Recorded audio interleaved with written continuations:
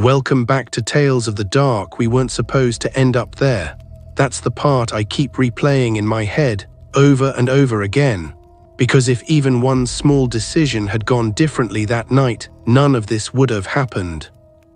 We would have just gone back home, laughed about the trip, and forgotten it ever existed. But we didn't. It started as something simple, a road trip. There were 4 of us, me, Arjun, Samir, and Karan. We'd been planning it for weeks. Nothing crazy, just a break from everything. Late-night drives, cheap roadside food, random stops. The kind of trip where you don't really have a destination, just a direction. At least, that's what we thought. We had been driving for hours. The city lights had long disappeared behind us, replaced by stretches of empty road and thick darkness that seemed to swallow everything beyond the headlights. The music had died down at some point, replaced by that quiet, tired silence that creeps in when everyone's exhausted but no one wants to admit it. That's when Arjun saw the sign. "Yo, did you guys see that?" I was in the passenger seat. I turned slightly. "See what? There was a board back there," he said, slowing the car just a little. "Something about a stay, like a guest place or something." Samir leaned forward from the back. "Bro, we've been driving for like 6 hours. If there's a place to crash, just take it." Karan didn't say anything at first. He had been quiet for the past hour, just staring out the window into the darkness. Then he spoke almost under his breath. "You sure that's a good idea?" Arjun laughed lightly. "What, you want to sleep in the car?" Karan hesitated. "No, did you notice how empty it is out here?" I remember glancing outside. He wasn't wrong. There were no houses, no lights, no other cars, just road and darkness stretching endlessly into nothing. But we were tired. And when you're tired, your brain doesn't think about things like that. "Let's just check it out," I said. "If it's sketchy, we leave." That should have been the end of it. Arjun slowed the car further, then made a careful U-turn on the empty road. The headlights swept across the darkness for a moment, briefly illuminating something I didn't fully catch, something off to the side of the road. Then we were heading back. It didn't take long to find it again. The sign, it was small, old, almost hidden behind overgrown bushes, like it didn't want to be seen. RAVNWOOD retreat. The letters were faded, uneven, and for some reason it didn't look like a place meant for travelers. It looked like a warning. "Looks kinda abandoned," Samir muttered. "Only one way to find out," Arjun said, already turning the wheel. The road leading to it was barely visible, just a narrow dirt path cutting into the trees, swallowed almost immediately by darkness. As soon as we left the main road, it felt different, quieter. The kind of quiet that doesn't feel natural. Gravel crunched under the tires as we drove deeper in. The headlights struggled to push through the thick trees on either side. It felt like we were being closed in slowly. No one was talking anymore. Even Arjun, who was usually the loudest, had gone quiet. After a minute or two, we saw it. Lights, dim yellow, flickering slightly through the trees. "There," I said quietly. The path opened up into a clearing, and that's when we saw the place properly. It wasn't what I expected. It wasn't a hotel or even a proper lodge. It was a compound. A large, old building sat in the center, surrounded by smaller structures scattered around it. All of it enclosed by a tall wooden fence that looked recently repaired, which didn't match the rest of the place at all. There were lights on, but something about it felt off. Arjun parked the car slowly. The engine noise faded, and suddenly we were surrounded by that silence again. No insects, no wind, nothing. Samir let out a small breath. "Okay, this is kinda weird." Karan didn't respond. I turned to look at him. He was staring straight ahead at the building. "Do you feel that?" he asked. "Feel what?" Arjun said. Karan shook his head slightly. "I don't know, just something's not right." I opened the door anyway. The air outside was colder than I expected, not just cool, cold. It hit me instantly, like stepping into a different place entirely. Gravel crunched under my feet as I stepped out. The others followed, a bit more hesitant now, and that's when the door of the main building opened. None of us had knocked. None of us had made any noise loud enough to be heard from inside, but the door opened, slowly, A man stepped out. He looked normal. That's the weirdest part. There was nothing obviously wrong about him. Maybe in his late 40s, simple clothes, calm expression, but his eyes. They didn't match the rest of him. They were too still, like he had been expecting us. "Good evening," he said, his voice soft, almost too soft. We didn't respond immediately. Arjun finally stepped forward a bit. Yeah, we saw the sign. Is this a place to stay?" The man smiled, but it didn't reach his eyes. "Yes," he said, "travelers are always welcome here." Something about the way he said that made my chest tighten slightly. Samir whispered behind me, "Why does that sound creepy?" I ignored him. "We just need a place for the night," I said. "We'll leave in the morning." The man nodded slowly as if considering something. "Of course," he said, "you must be tired." There was a pause, then he added, "You're just in time." I felt something shift in my stomach. "In time for what?" Curran asked quietly. The man looked at him for a second, just a second. His expression changed. Then it went back to that same calm smile. "Dinner," he said. No one moved. The wind should have been there. The sounds of night, something, but there was nothing, just him standing there watching us, waiting. And that's when I realized something I wish I had noticed earlier. The lights in the smaller buildings, they weren't flickering. They were moving, like shadows were passing in front of them.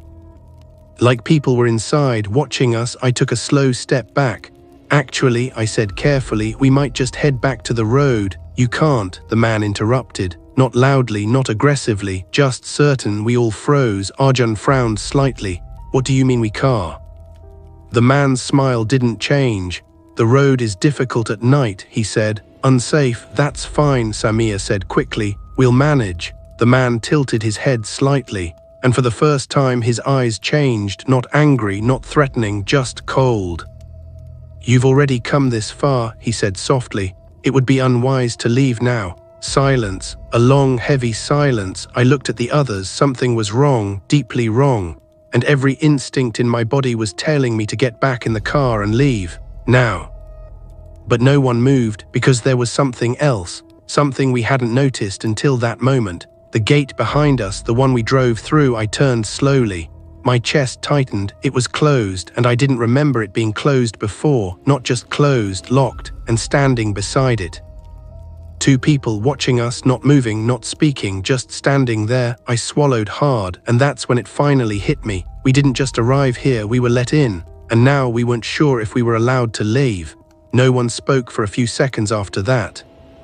It wasn't fear at first, not fully. It was that strange, heavy confusion when something doesn't make sense, but your brain is still trying to force it into something normal. Arjun was the first to break the silence. "All right, man, I think there's been some misunderstanding," he said, forcing a small laugh. "We just came in for a place to stay. If it's not possible, we'll just head out." The man didn't move, didn't blink. That same calm smile stayed on his face like it had been carved there. "You are welcome here," he said again softly. "There is no misunderstanding." Samir stepped closer to me, his voice low. "Bro, why does he keep saying it like that?" I didn't answer. Because now that he pointed it out, I noticed it too. The way he spoke, it wasn't natural. It sounded rehearsed, like he'd said those exact words many times before. Curran suddenly spoke, louder this time. "We don't want to stay." That got a reaction, not from the man. From the people at the gate.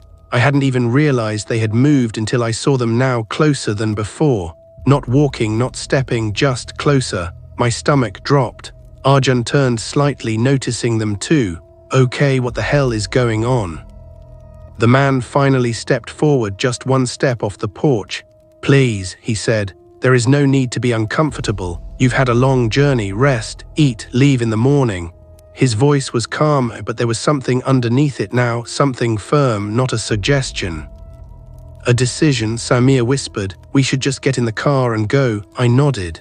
"Yeah." Arjun didn't wait. He turned and walked quickly toward the car. We followed immediately, the gravel crunching louder than it should have under our feet. I didn't look back at the man. I didn't want to. Something told me if I did, I'd see him standing closer than he should be. We got into the car fast. Doors shut, locks clicked. For a second, no one moved. Then Arjun started the engine. The The sound felt too loud in the silence. "Okay, we're leaving," he muttered, more to himself than to us. He shifted into reverse. The headlights swept across the compound again, and for a split second I saw them. More people, standing near the smaller buildings, still watching. I blinked hard. "Did you guys?" "Yeah," Samir cut in quickly. "I saw them too." Arjun didn't respond. He was focused on turning the car around. We drove toward the gate, slowly at first, then faster. The two people standing there didn't move, didn't react. They just stood on either side of the closed gate, facing us. Arjun honked once. No response. "Move," he shouted through the windshield. "Nothing." Samir leaned forward. "Just keep going, they'll move." Arjun hesitated, then pressed the horn again, longer this time. Still nothing. The people didn't even flinch, they just stared. I felt my chest tighten. Arjun stopped the car. "What?" "Why just stop?" He slowed the car to a halt a few meters from the gate. For a moment, everything was still again. Then one of the figures moved, slowly, deliberately, not stepping aside, walking toward us. My heart started pounding. "Nope," Samir said immediately. "Nope, nope, nope." The person approached the front of the car until they were just a few feet away. And then they stopped, right in front of the headlights. The light hit their face fully now. And that's when I felt something cold run through me. They weren't angry, they weren't aggressive. They weren't even expressionless. They were smiling, the exact same smile as the man, identical, like they had practiced it. Arjun's voice dropped. "What the hell?" The second person stepped forward too, now standing beside the first, blocking the entire gate. I glanced at the rearview mirror. The man from the house was walking toward us, slow, unhurried, like he knew we weren't going anywhere. "Drive," Samir said quickly, "just drive through them." Arjun didn't move. "I'm not running someone over. They're not moving. They will. They're not. Just look at them."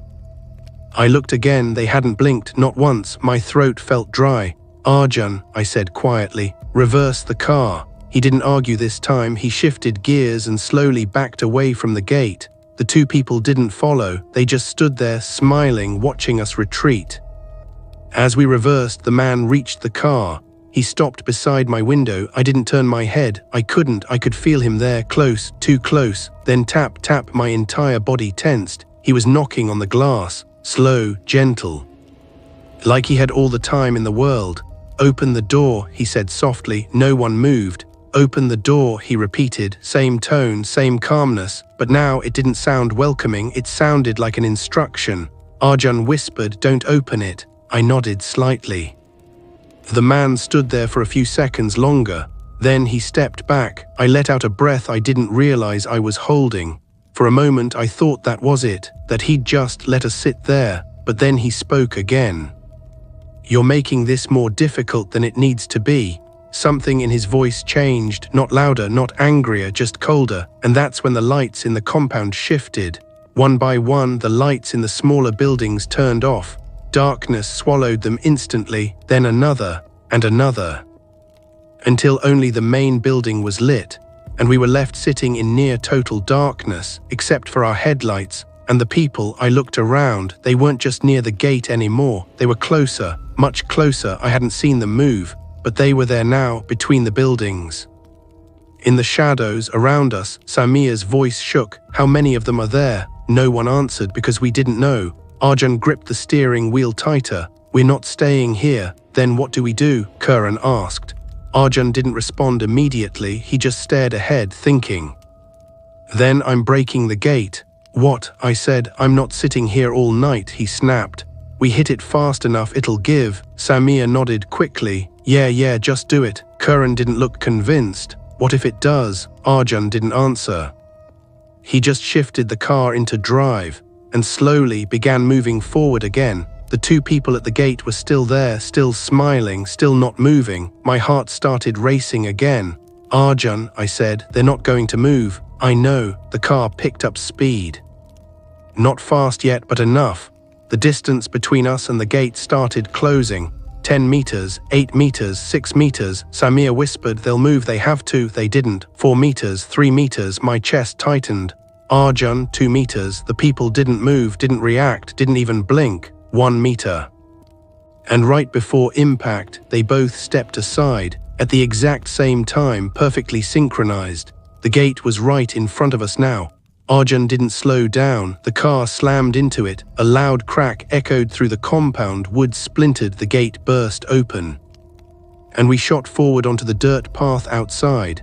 For a second, it felt like we were free, like it was over, like we had made it out. Samir let out a shaky laugh.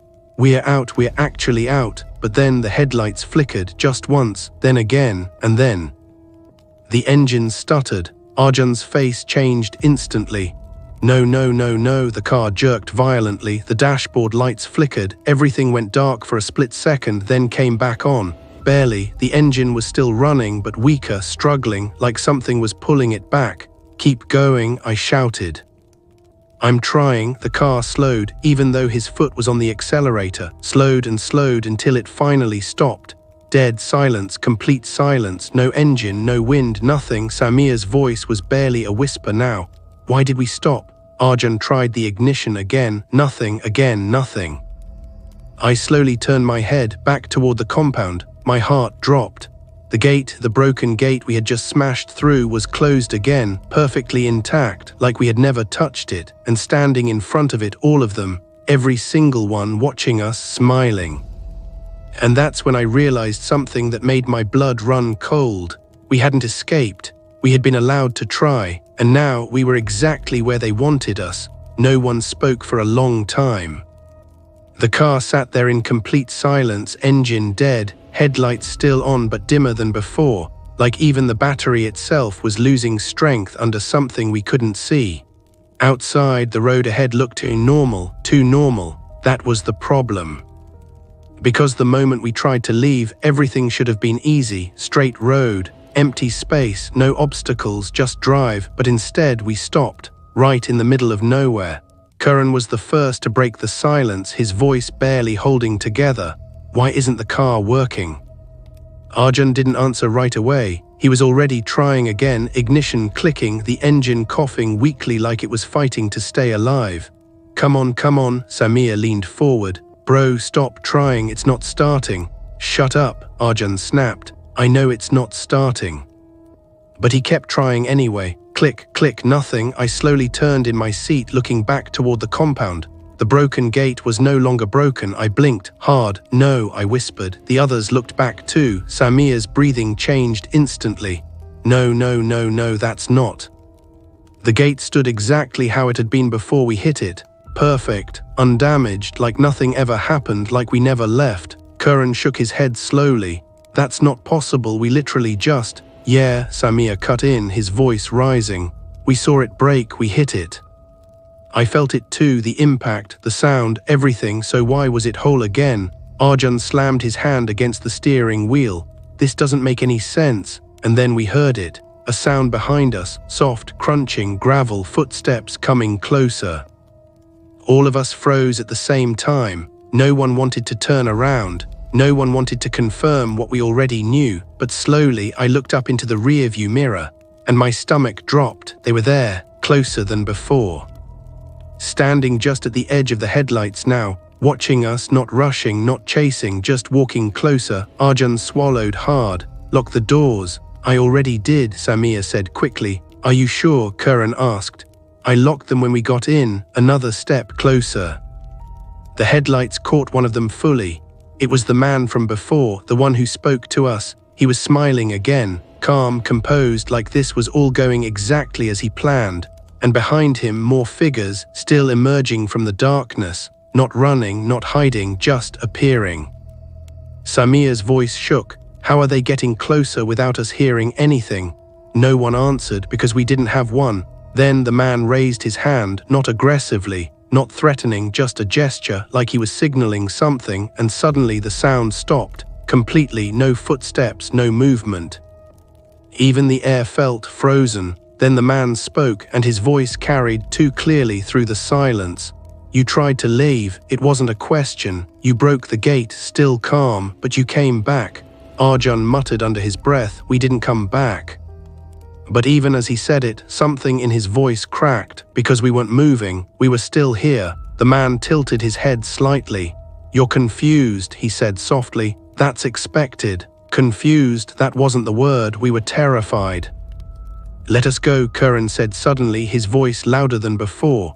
The man looked at him, then smiled, that same unsettling, practiced smile. "You are free to go," he said. Silence. We all stared at him. Samir frowned.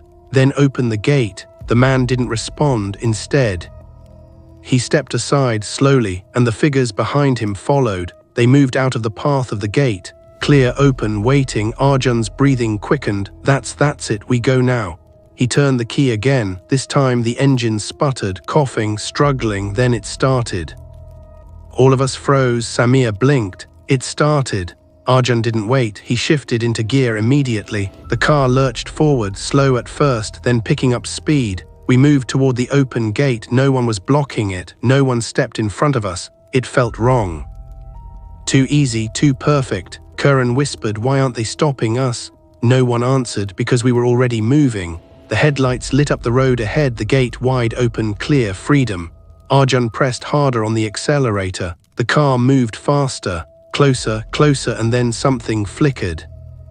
The headlights for just a second, a glitch, a flicker, and in that instant the road ahead changed, not completely, just slightly, subtly, but enough to make my stomach drop.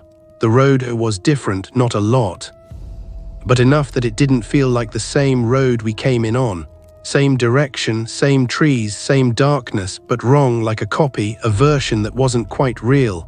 "Arjun," I said slowly, "stop the car." "No," he snapped, "we're out."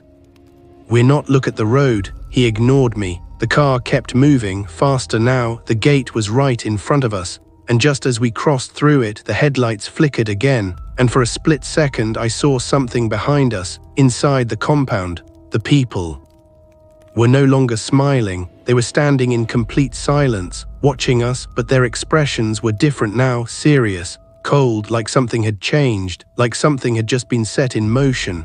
The car hit the road outside the compound. The gate behind us slammed shut, hard. A loud metallic sound echoed through the night. Arjun laughed, breathing heavily. "We did it." Samir leaned back, shaking. "I can't believe that worked," but I didn't feel relief. I couldn't, because something was still wrong, very wrong. I looked ahead at the road, and my heart sank. The road wasn't leading anywhere. It just continued straight into darkness. No turns, no signs, no exit, no city lights in the distance, just road, endless road. Samir noticed it too.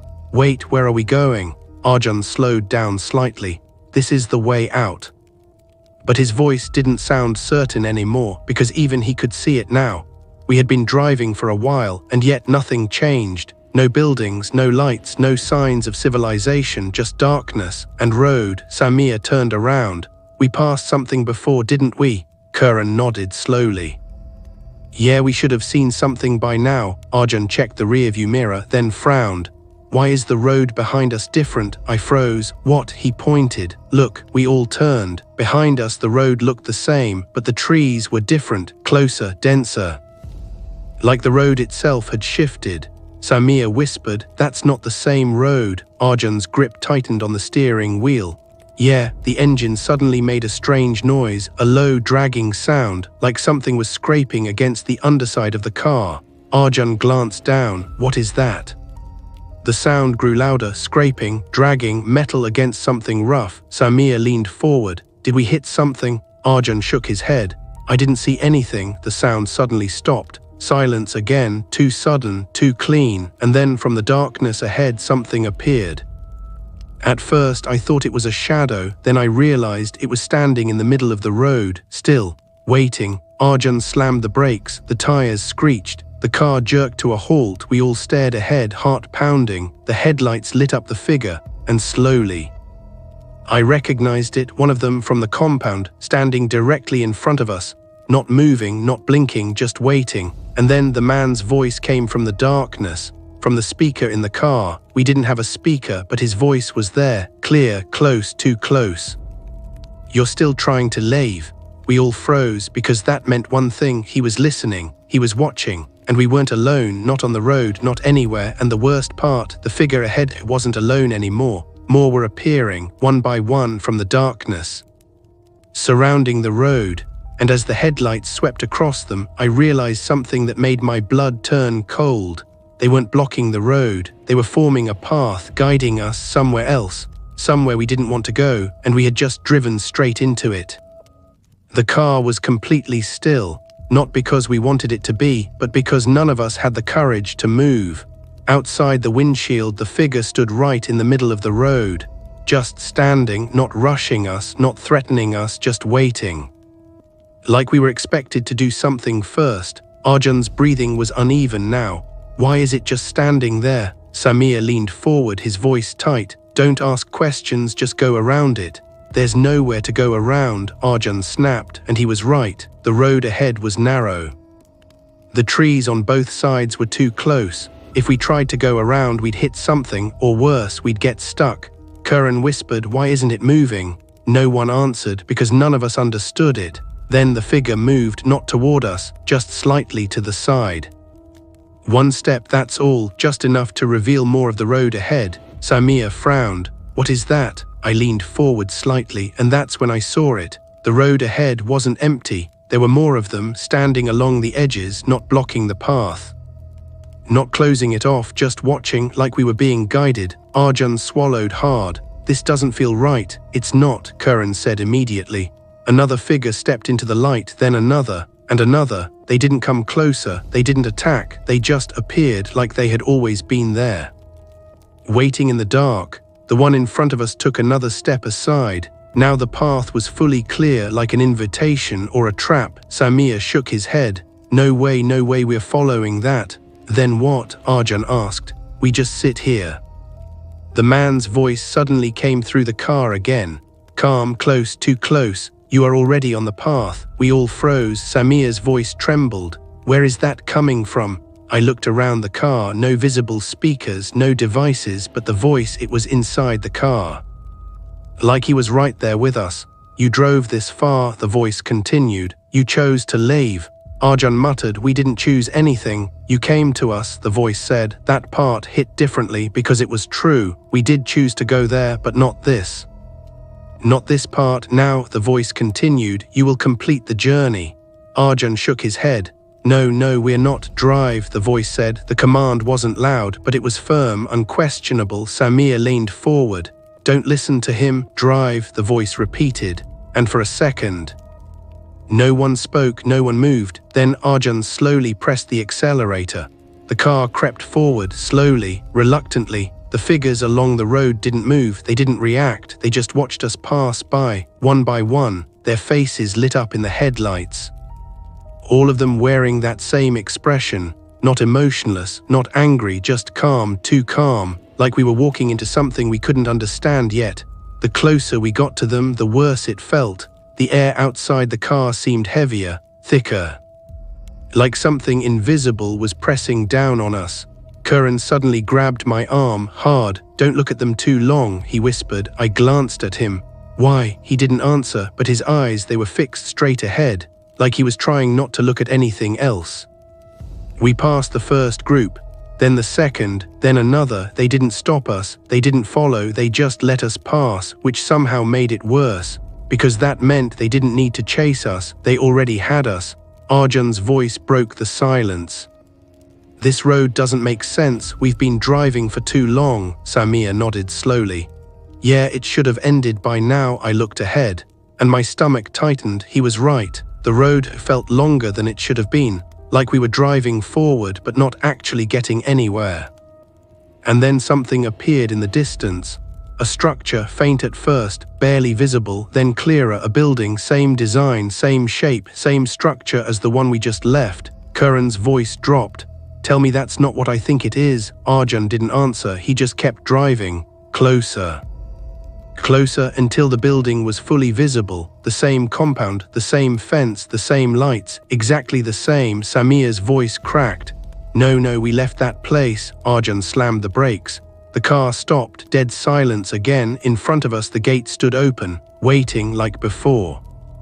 Behind us the road stretched into darkness, but something was different now.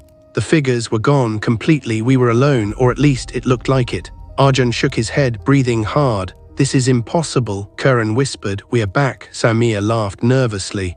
No way, that's not possible." But I knew it was because the man was already standing outside the gate, waiting like he had never left, like he had always been there, watching. He stepped forward and smiled. "Welcome back." Silence, heavy, unbearable. Arjun turned to us slowly. We didn't even turn around. Karan's voice was shaking. "So how did we get back?" No one had an answer because the road behind us was gone. There was no exit, no path, just darkness. And behind the darkness, the same man, the same place, waiting for us again. The man spoke softly. "You tried to leave." Then he paused, just long enough for the silence to settle in.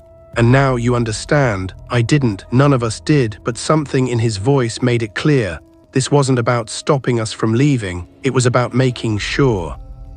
We never really left at all, and that's when I noticed something I wish I hadn't. The car door lock indicator was blinking, not unlocked, not locked, just blinking. And I realized something horrifying. The car hadn't stopped us from leaving, the road hadn't brought us back, and the people. They hadn't blocked us, we were never actually gone. No, that's not possible. Arjun's voice cracked as he stared at the gate ahead of us. Same place, same man, same calm smile, but this time something felt different. He wasn't standing outside anymore. He was standing just inside the gate, like he had stepped back into position the moment we arrived. Samir shook his head rapidly. "We didn't go anywhere, that's what this is." Karan whispered, "Then why does it feel like we did?" I couldn't answer that. Because the worst part was it didn't feel like we returned. It felt like we were brought back deliberately. The man took a step forward, slow, controlled. "You see now," he said gently, "the road is not what you think it is." Arjun's hands tightened around the steering wheel. "What does that even mean?"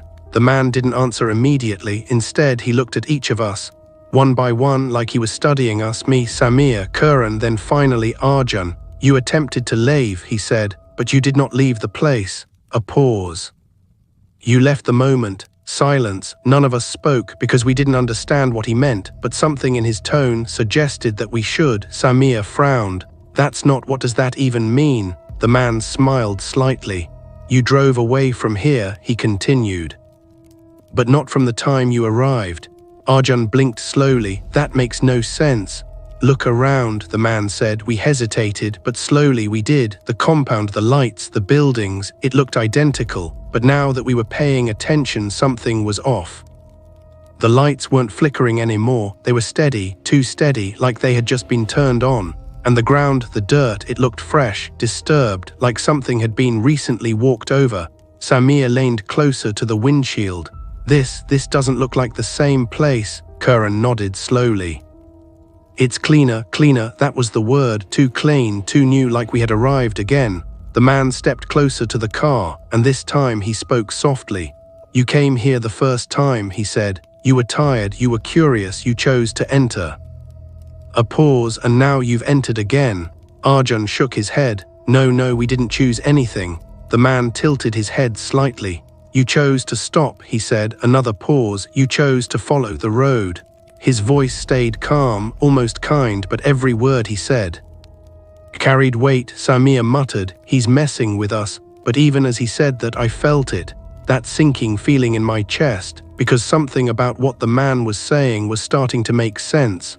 The car, the road, the figures, the way the compound seemed to reset. What if we didn't actually leave? What if we just went far enough away for everything to change and then came back? Arjun suddenly spoke. "Open the gate." Everyone turned to him. "What?" I said. "Open the gate," he repeated louder this time. "If this is all some trick, we just go in, figure it out and leave properly." Samir shook his head. "No way, we are not going back inside." "We already are," Karan said quietly. That silence hit harder than anything else, because he was right. "We never really left." Arjun looked at us. "We can't just sit here." The man watched us carefully, then said softly, "You are welcome inside." No pressure, no force, just an invitation, but something in the way he said it made it feel like stepping inside again would be the last decision we'd ever make. Samir leaned toward Arjun. "If we go in, we're not coming out again." Arjun didn't respond immediately. He stared at the gate, at the man, at the darkness behind him. Then he said something that made my stomach tighten. What if we already didn't come out? Silence. That question lingered in the air, heavy, unsettling. Karan whispered, "What are you saying?" Arjun's eyes didn't leave the man. "I'm saying, what if we never actually left in the first place?"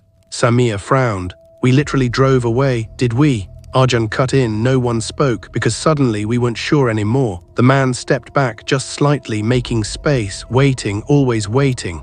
"Come inside," he said. "Or stay where you are." A pause. "But know this," he looked at us again. And for the first time his smile faded slightly, not completely, just enough to feel different. "You are already inside." Silence. Arjun's breathing slowed. Samir looked at me. Karan didn't move, and me.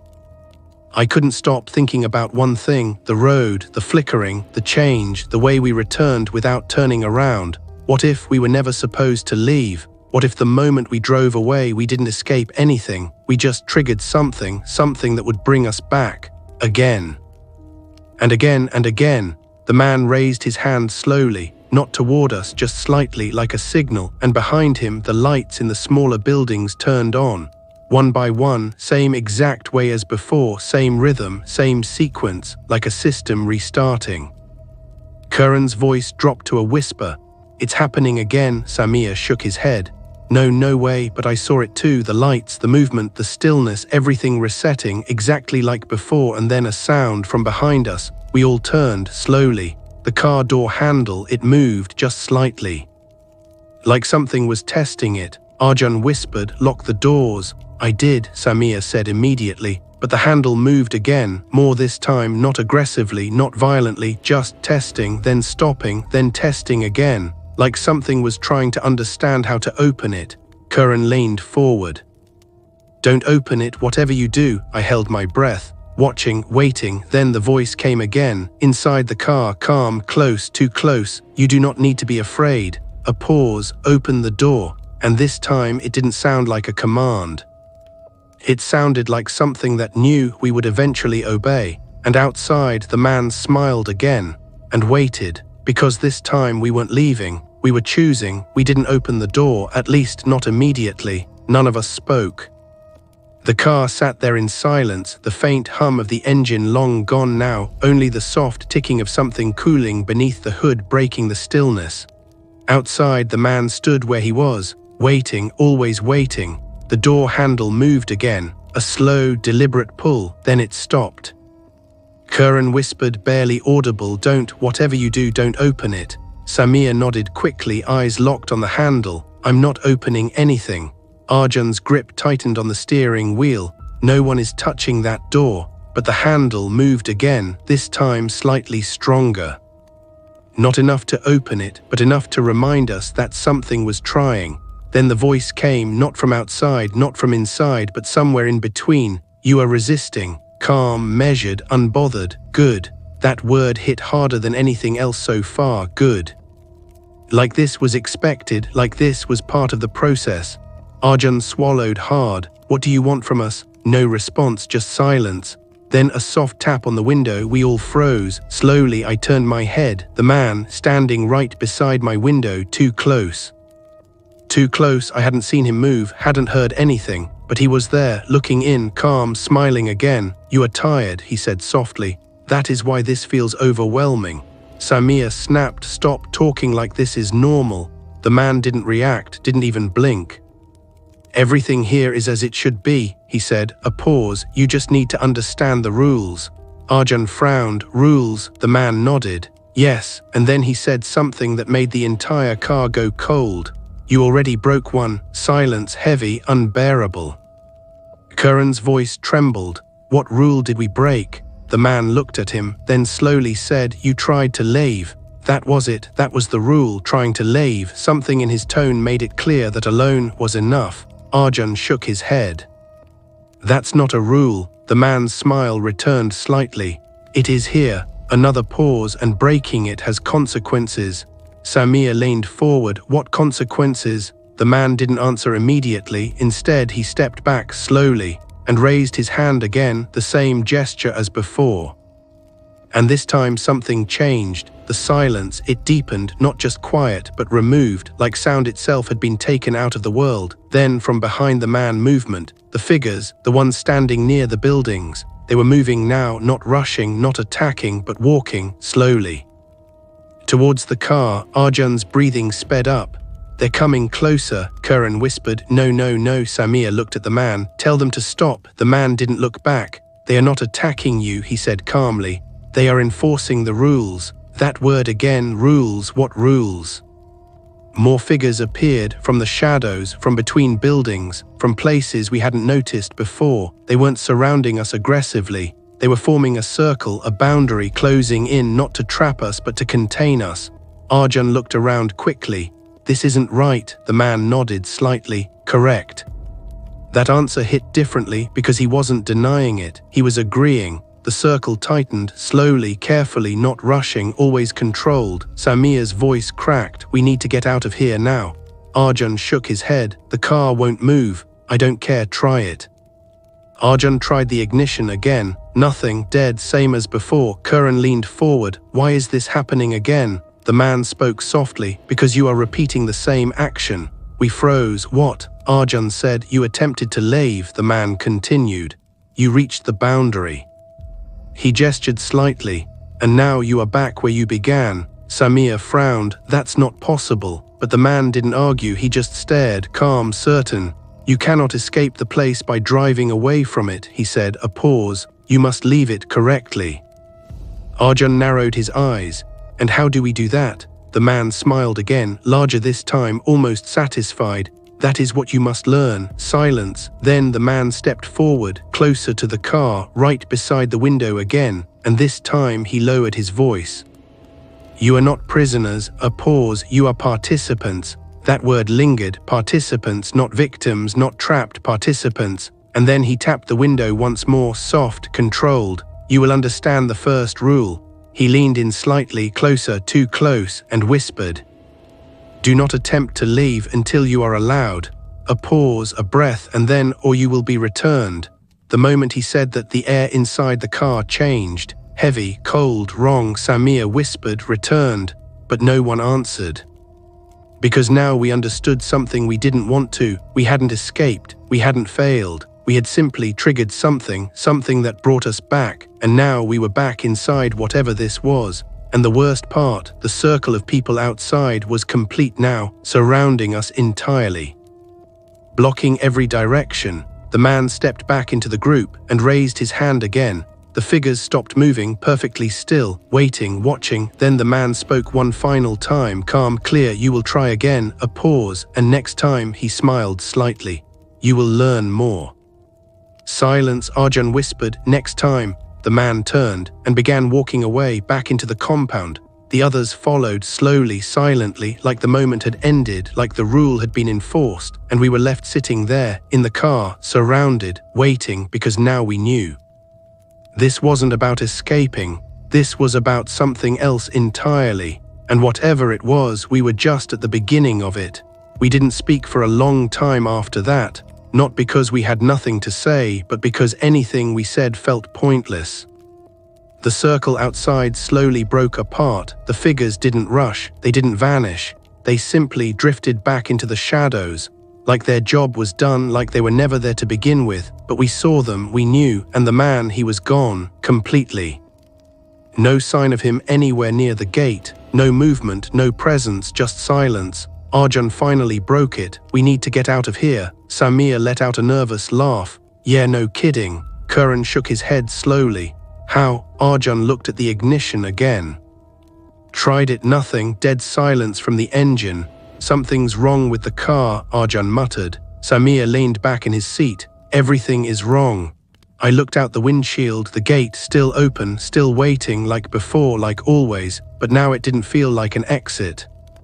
It felt like a decision point. Arjun suddenly said, he said something. We all turned to him. He said, "You will try again." Samir frowned. "Yeah, so?" Arjun's voice dropped. "That means this isn't the first time." Silence, heavy. "What do you mean?" Karan asked. Arjun stared straight ahead. "What if we've already done this before?" No one responded because the idea wasn't comforting, it was terrifying. Samir shook his head. That's impossible. Arjun didn't look at him. Is it? A pause. Think about it. We followed the road, we stopped, we saw something, and now we're here again. Karan whispered, but we remember it. Arjun nodded slowly. Exactly. Another silence. Then Samir said, so what, are we stuck in some kind of loop? Arjun didn't answer immediately, then quietly, yes. The word hung in the air like a weight. A loop, a system, a cycle, something that repeats again and again and again. I felt a chill run through me, because if that was true, then every decision we made was already part of something that had happened before. Or worse, was going to happen again. Karan leaned forward, but why us? Arjun shook his head. I don't know. Then he added something quieter. But we came here, that part mattered. We chose the road, we chose to follow it, we chose to stop. The man had said it before, you chose to follow the road. Samir looked at the gate. So what now, we just sit here and wait? Arjun exhaled slowly. No, he looked at us. We try again. Karan frowned. Did you not hear anything he said? Arjun nodded. I did. A pause, but we don't understand the rule yet. Samir sat up. And what if trying again just makes things worse? Arjun met his eyes. Then we learned something. Silence. Then the engine, it clicked once we all froze. Arjun's hand was still on the key. He hadn't turned it, but the car reacted. Samir whispered, did you hear that? Karan nodded slowly. Another click, then a low hum, the engine trying to start. Arjun's eyes widened. I didn't do anything. The car vibrated slightly. The dashboard flickered. The lights outside shifted. The entire compound seemed to react, not violently, but consciously, like it was responding. Karan's voice shook. This wasn't happening before, Samir whispered. It knows. Arjun looked at the ignition, then at us. Then slowly turned the key. The engine roared to life. All of us went silent, because this time it started. The headlights turned on, the road ahead lit up, the gate still open, waiting. Arjun whispered, this is it. Samir looked uneasy. Or this is exactly what they want. Karan added, we don't know that. Arjun put the car in gear, slowly, carefully. The tires rolled forward. We moved toward the gate, toward the exit, toward whatever came next. And as we approached, something appeared again, standing at the edge of the gate. The man, waiting, same calm expression, same stillness, like he never left. Arjun slowed the car until we stopped, right in front of him, close enough to see his face clearly. He looked at us and smiled, not a threatening smile, not a friendly one either, just acknowledgement, like he expected this, like this was always going to happen.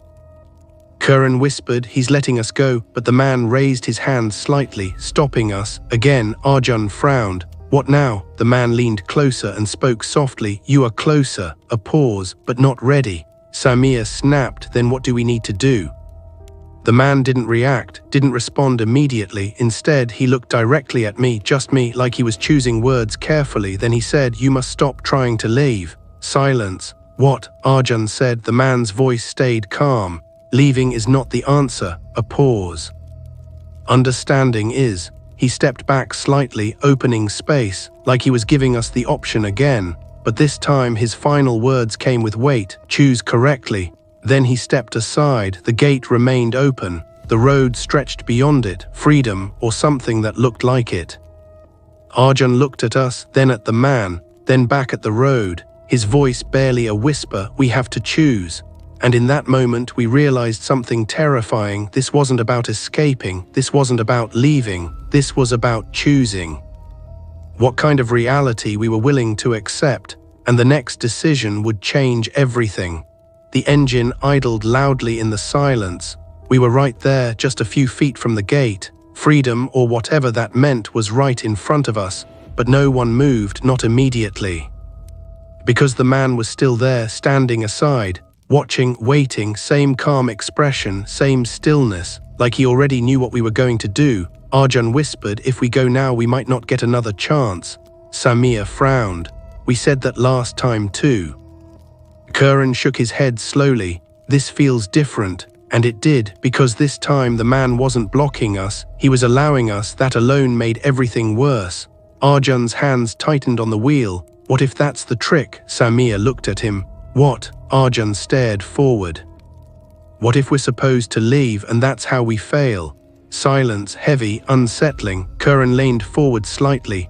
Or what if staying is the real mistake? No one responded because both options felt wrong. Outside, the man tilted his head slightly, watching us, studying us. Like he was observing a test, not people, not victims, but participants. Arjun exhaled slowly. We don't have enough information. Samir nodded. Exactly, so we shouldn't move. Karan shook his head. We already moved. That hit differently because he was right. We had already started. And stopping now was still a decision. The car rolled forward slightly, just a few inches. Arjun hadn't pressed anything. The car moved on its own. All of us felt it. Samir's voice dropped. Did you feel that? The car crept forward again, slow, controlled. Like something invisible was guiding it. Arjun tried the brake. The car slowed but didn't stop completely. The man outside smiled just slightly. Karan whispered, "It's not us." Samir shook his head. No, no, no. The steering wheel twitched just a little, not enough to take control, but enough to feel it. Something was assisting us or pushing us toward the gate. Arjun's voice shook. "This isn't right." The man spoke, soft, clear. "You are doing well." The car moved again, closer, closer to the gate, closer to the edge, closer to the unknown.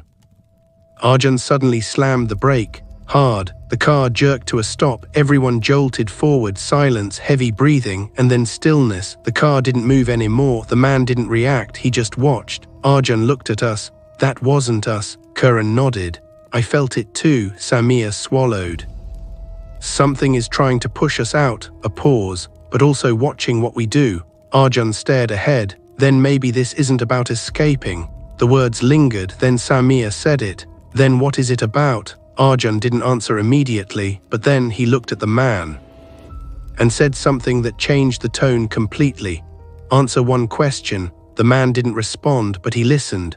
Arjun continued. "If we leave, what happens?" Silence. The man studied him, then slowly spoke. "You return." That was it. Short, simple, terrifying. Arjun frowned. "Return where?" The man's smile faded slightly. And for the first time, he didn't answer immediately. The silence stretched longer than before, and that alone was the answer. Then finally he said, "You already know." That hit harder than anything else because he was right. Somehow we did know. We just didn't want to admit it. Samir whispered, "We've been here before." Karan nodded slowly.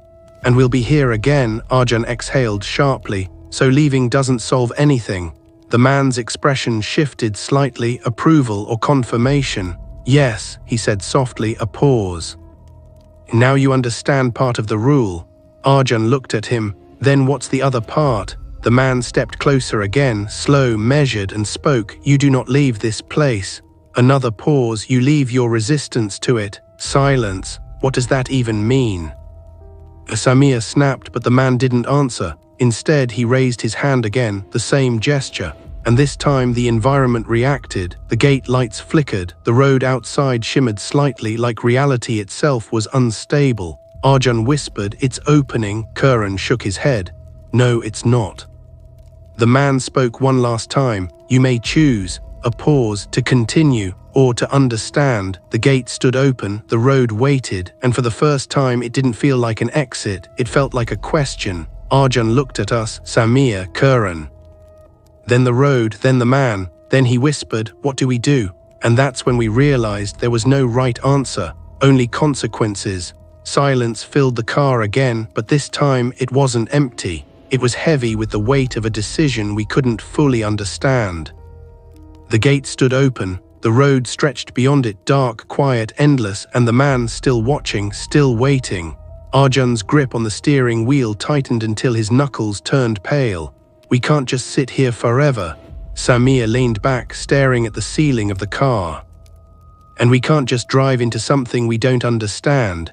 Karan spoke softly, almost to himself. "What if both are wrong?" No one answered, because that was the truth we didn't want to accept. Both choices felt wrong. Both choices felt like traps. The man outside stepped closer again, not suddenly, not aggressively, just one slow step forward, enough to remind us he was still there, still part of this, still in control of something. "You hesitate," he said calmly. His voice carried through the still air. You are closer than before. Closer to what? None of us asked, because asking felt like stepping deeper into something we couldn't escape. Arjun finally spoke. If we stay, what happens? The man didn't answer immediately. He looked at each of us again, slow, intentional, like he was reading something beneath the surface.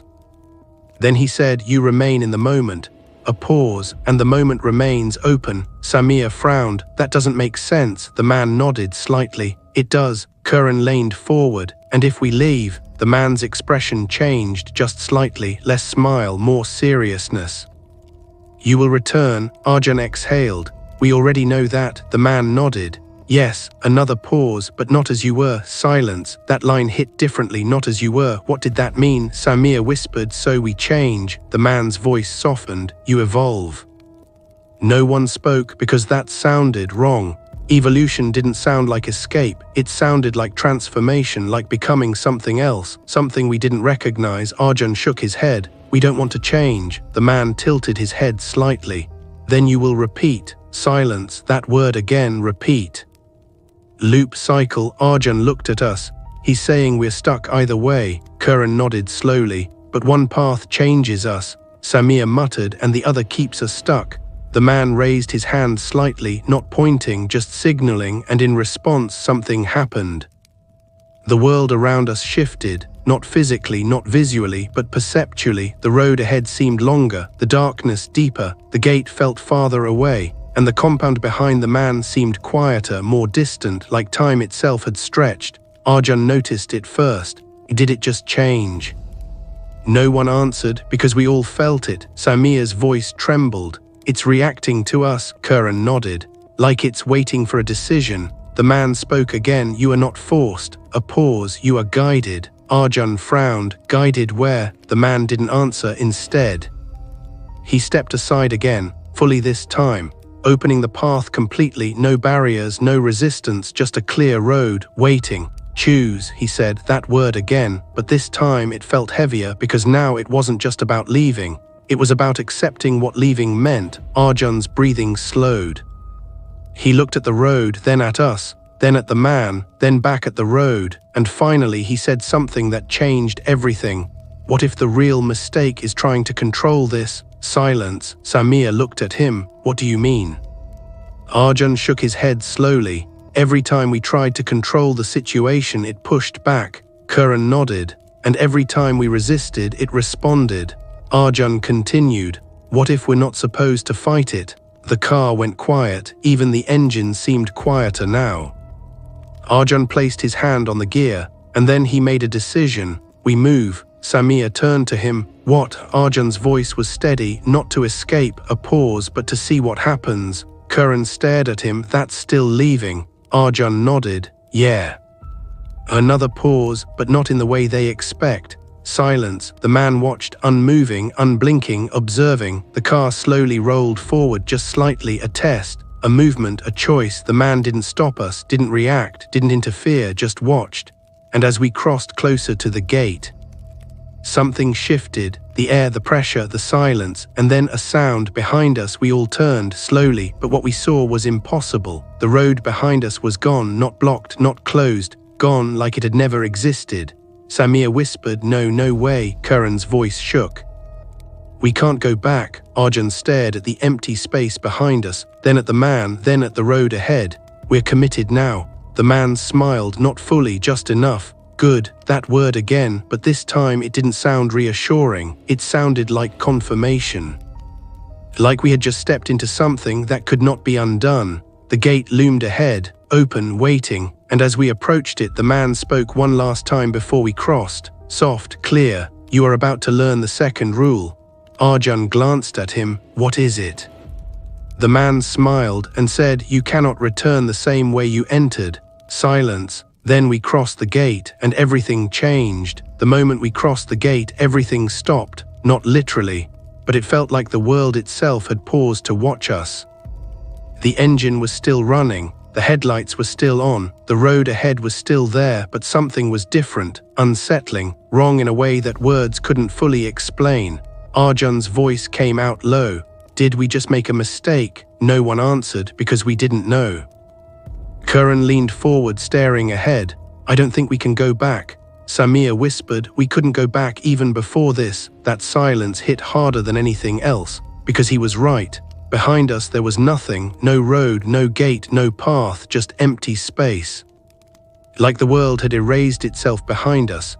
Arjun exhaled slowly. So now what? No one had an answer, but then we saw him in the rearview mirror, the man standing just beyond the gate, watching us, still calm. And for the first time, his smile was gone completely. He looked serious, not angry, not pleased, just aware of something we hadn't understood yet, and then he spoke, not loudly, not forcefully, but clearly. You chose. Arjun's grip tightened on the wheel. Yeah, we did. The man nodded slowly.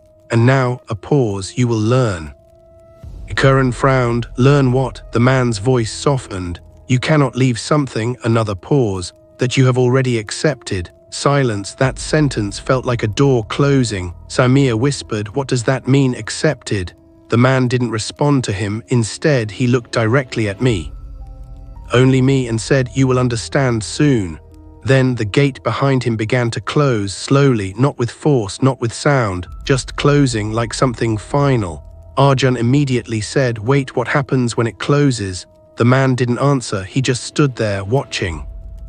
As the gate shut completely, and the moment it did, everything shifted.